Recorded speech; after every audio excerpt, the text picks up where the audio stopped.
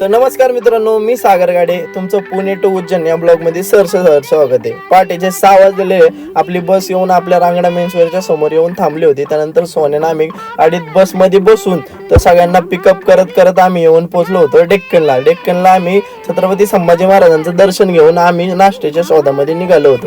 तर नाश्त्याच्या शोधामध्ये आम्ही पोहे आणि इडली काढली। इडली काय ह्यांना संपत नव्हती, त्यामुळे आम्ही पुढे निघालो। त्यानंतर आम्हाला येऊन पोहे भेटल्यात त्या श्रद्धाताई शिंदे रील स्टार।